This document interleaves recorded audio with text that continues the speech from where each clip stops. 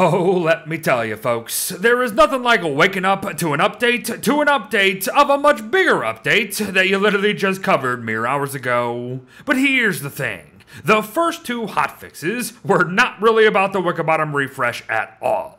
Hotfix number 3 here, however, very much is. And while we do have some pretty exciting stuff here, we might just come to find that some of the biggest nerfs we have ever seen in this game are also listed. And I'm not just talking about Wickerbottom, mind you. But hold up, Beard. What and who are you on about? Well, apparently the changes to Maxwell came a bit early, everyone, as our Sanity King can really no longer manage any book rating. Not when every book, yes, including the old one's mind, now costs the guy 2.5 times more sanity to read overall. This means that after but 2 reads, the guy is at 0 sanity, essentially. And I mean, I guess we now have another way to plummet his sanity to farm nightmare fuel, but the point is, the strategy of using Wickerbottom to craft the books and then Maxwell to read them moving forward is somewhat in question moving forward.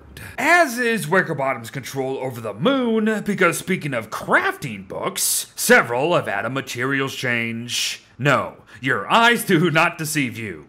The absolutely stellar Lunar Grimoire has gone and gotten an anticipated nerf. However, said nerf is pretty darn wild. We will now have to find a lunar island no matter what, unless of course Hollow Knights is active, and either rush the ruins for a Star Callers or the Ancient Archive for one of the free iridescent gems or two. Now, I'd really stick to the former, as you'll need to do multiple Moonstone events otherwise. But I'd also imagine that this is also going to see another tweak, so don't go thinking about it too much. But as things stand now, a lot of the full moon fun we had the other day is also gonna be in question. And that's okay, as it kinda was crazy how much control we had. But the apicultural notes and its grumblebees here are likely right where they will stay from here on out. The last hotfix dropped their total numbers to but 9 at once, meaning only 1 book was at play most of the time. But now we can have upwards of 16 bees at any given time, so there you go. To get there though, is gonna take nearly 3 books, as would you believe it, they also made it to where each read only spawns 2 grumbles instead of 3. Definitely some odd numbers there really, but hey, it's definitely better than it was. In more ways than one too, as there's not only no more worrying about returning to a world after you exit,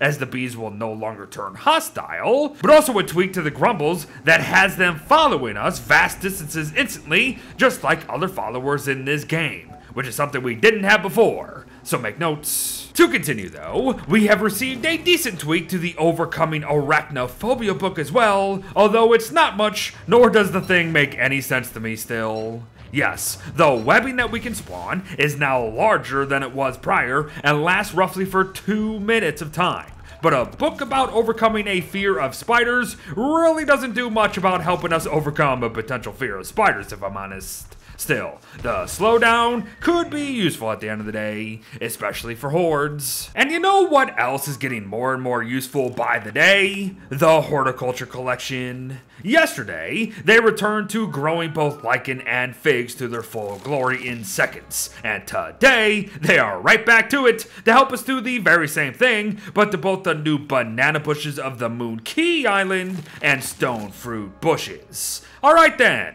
now Wickerbottom is starting to look like and act like her former self. Take advantage. And do so with more than just plant growing, mind you, as remember them new book crafts I mentioned? Yeah, Clay went and practically buffed the Angler Survival Guide here, as the thing no longer requires a sea fishing rod per book. Only papyrus and a basic bobber. But the change that most intrigues me might be the one to the Lux Aeterna, as now it only needs a couple light bulbs over fireflies and said bulbs. Now I've given the light books crap before, and while I still absolutely feel justified in doing exactly that, this does make them a bit more enticing, especially when the Lux Aeterna is available right off spawn. But before we wrap up the day with even more Wartox tweaks, 2 last notes related to who's supposed to be the true star of the show. Applied silvicultures will now instantly grow all festive tree planters, so if you're just dying to decorate them for whatever reason, here's your chance. And remember how we just said how the Codex Umbra can be placed within a bookcase even though Wickerbottom doesn't want it to? Yeah. No, it can't, which is much more in line with literally what we just said, so it's all good. But yes, them imp changes. Once more, it's not too much beyond some quality of life updates to his initial updates, but I can see them helping out for sure. As you can see, the soul hopping indicators on the map will now tell us just how many souls each jump will take, both on and off the cursor. And this is really more going to help with soul hopping quickly, as we'll now be able to see the difference in what a jump would cost over how much it's actually going to cost us if we do it. The whole thing is still locked to circles around our current position though, which doesn't feel good. I don't like it currently. But hey, Clay has got at least another week to still change stuff, so you never know, am I right? And folks, there you have it. Yet another hotfix for the Wickerbottom refresh update, and surprisingly enough, it actually had a lot to do with Wickerbottom this time around. Be them nerfs or not, our librarian is slowly but surely being refined, and we'll just have to wait and see how it all turns out. For now, however, I think we can still kinda justifiably list some things that are just not working.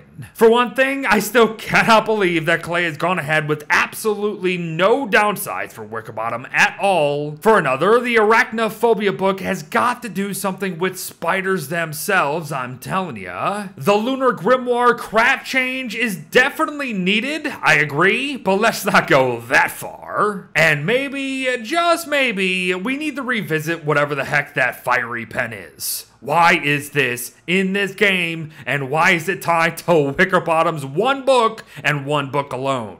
I don't know, folks. We'll see what Clay decides. But thanks for watching. Well wishes to all. Let me know your thoughts on everything down below, and I'll see you in the next one. Bye-bye.